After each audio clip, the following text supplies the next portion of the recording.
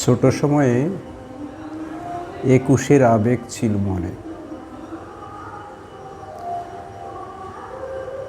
খুব ভোরে ঘুম থেকে উঠতাম,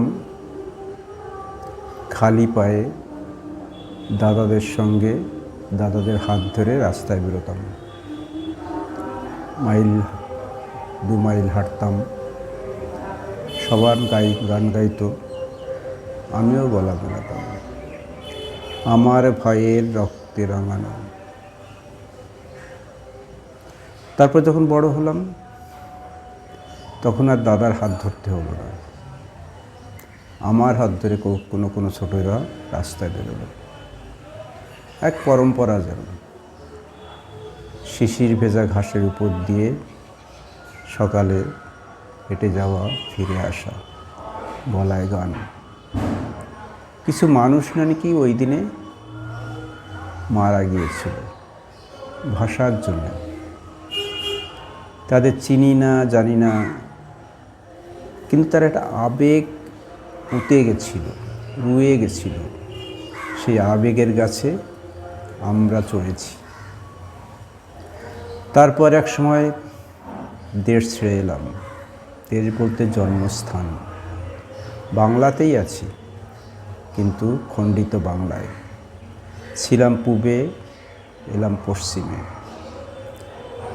শিশির ভেজা ঘাস পেলাম না, কিন্তু প্রতি বছর প্রতি ২১-এ এই দিনটাতে সকালে উঠে যেতাম, যেখানে শহীদ স্মরণে অনেক অনেক বিখ্যাত মানুষরা মালা দেয়, ফুল দেয়।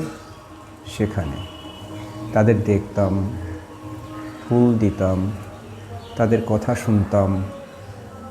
এইভাবেই তো চলছিল আমার ২১-এ।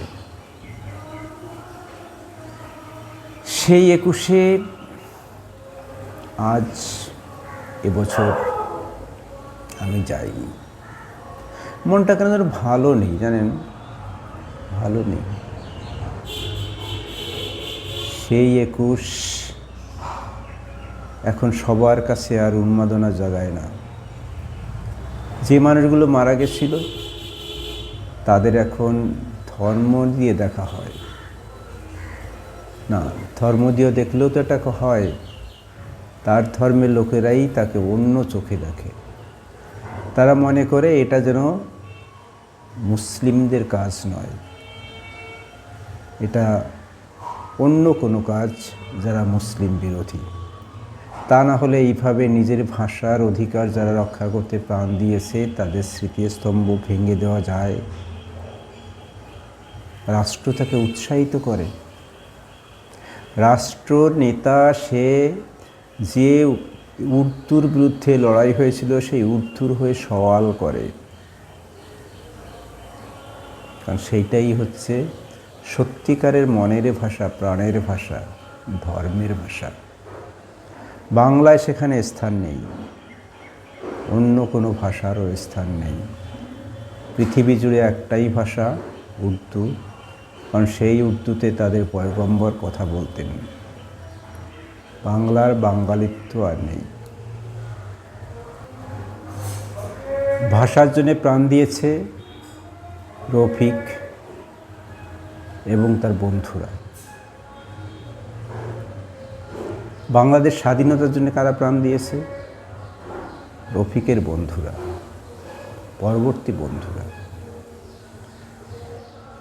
তারা লড়েছে, দেশটাকে স্বাধীন করেছে। কাদের বিরুদ্ধে লড়েছে? শুধু খান সেনা?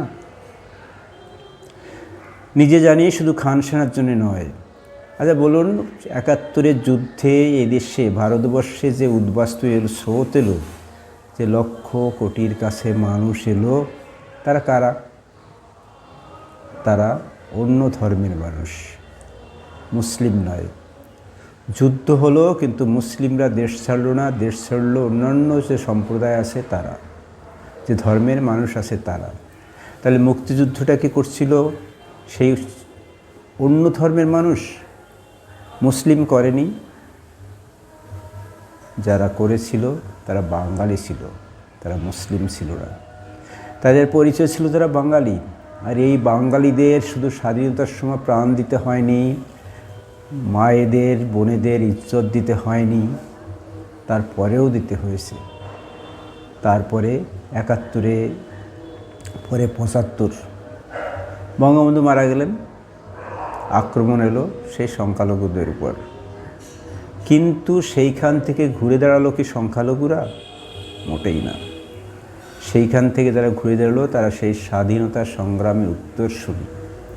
তারা বাঙালি, তারা মুসলিম নয়, খ্রিস্টান নয়, হিন্দু নয়, তাদের পরিচয় ছিল তারা বাঙালি। সেই বাঙালি থেকে তারা ঘুরে দাঁড়িয়েছে দেশটাকে আবার চেষ্টা করেছে একটা জায়গায় আসতে। শাসক সবসময় সে বাঙালির মতন কাজ করেনি। শাসক সেও ধর্মের পক্ষ নিয়েছে, কিন্তু বাঙালিরা লড়েছে।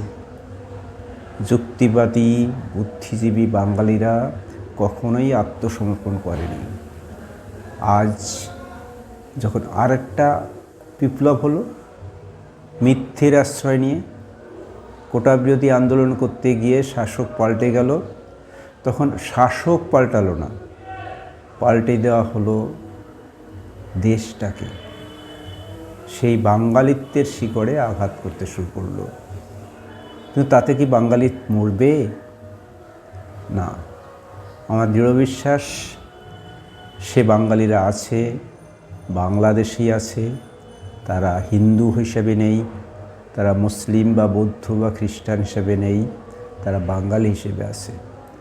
সেই ইচ্ছা বুকের ভিতরে রেখে মনে মনে এখনো বলি, আমার ভয়ে রক্তে রাঙানো ২১শে ফেব্রুয়ারি আমি কি ভুলিতে পারি?